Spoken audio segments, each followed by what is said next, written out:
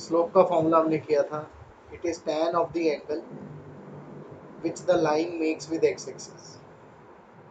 अब अगर मैं आपसे एक्स एक्सिस की स्लोप पूछ रहा हूँ तो बेटा एक्स एक्सिस अपने ही साथ 0 डिग्री का एंगल बनाते हैं, तो स्लोप ऑफ एक्स एक्सिस कितना हो जाएगा, it is tan of 0 degree.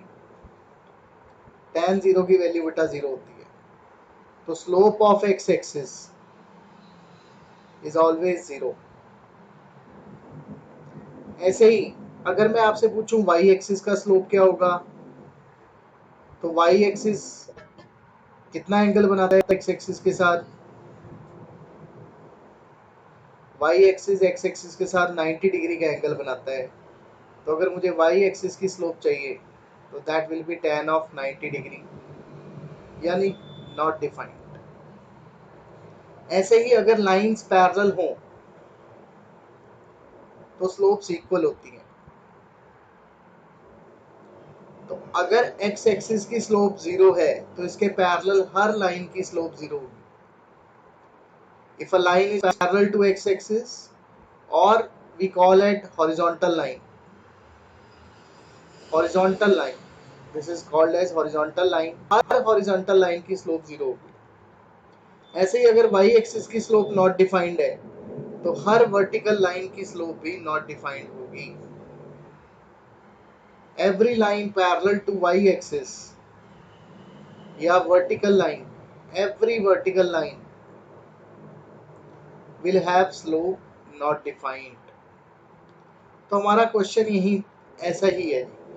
ये जो आपको इक्वेशन दे रखी है लाइन की इक्वेशन, ये बिल्कुल जनरल फॉर्म जैसी है, a x plus b y plus c equal to 0।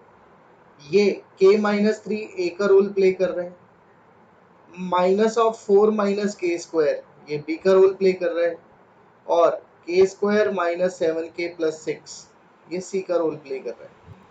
उसने बोला के की वैल्यूज निकालें for which the line is parallel to x axis.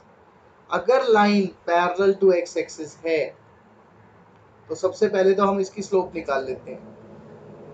If a x plus b y plus c is equal to 0 is the equation of line, then slope of the line is given as minus coefficient of x upon coefficient of y। तो यहाँ पे coefficient of x है k-3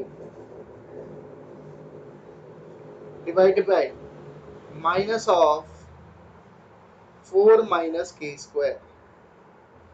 Now this line is parallel to x axis, तो a part as the line is parallel to x axis, जो भी line x axis के parallel होगी it means that is a horizontal line, और horizontal line का slope कितना होता है, slope of horizontal line is always equal to 0। तो ये जो horizontal line की स्लोप हमें मिल गई 0, हम इसको पुट कर देंगे k-3 अपॉन माइनस से मल्टीप्लाई हो गया तो अंदर बन गया के square minus 4, so this is put as 0। if you cross multiply this whole becomes 0, तो k-3 आ गया 0, यहां से k की वैल्यू आ गई 3।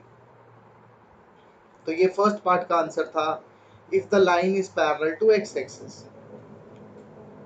सेकेंड पार्ट, अगर line parallel to y axis है तो वो लाइन क्या कहलाएगी, वर्टिकल लाइन। और वर्टिकल लाइन की स्लोप क्या होती है, it is always not defined. तो वही m की वैल्यू पुट कर देंगे,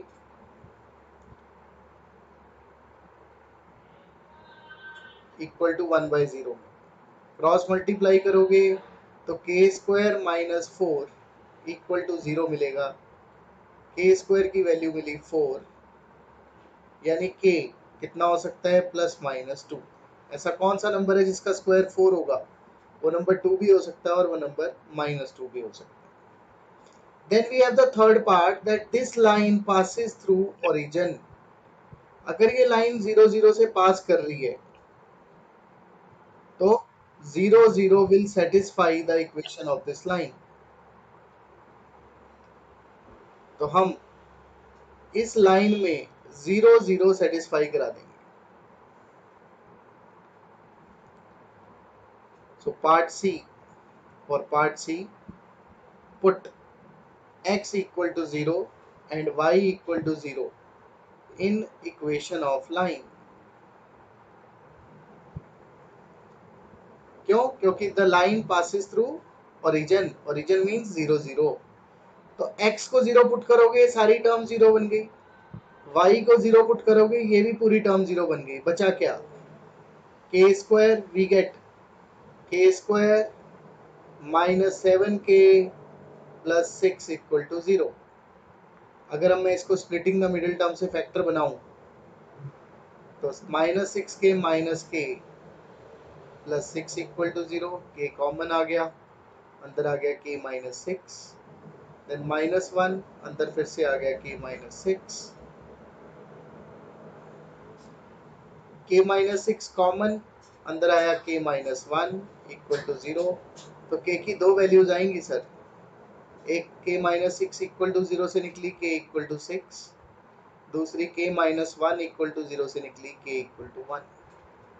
सो सी पार्ट में k की दो वैल्यूज हैं 6 1. Please note down and ask if you have any doubt.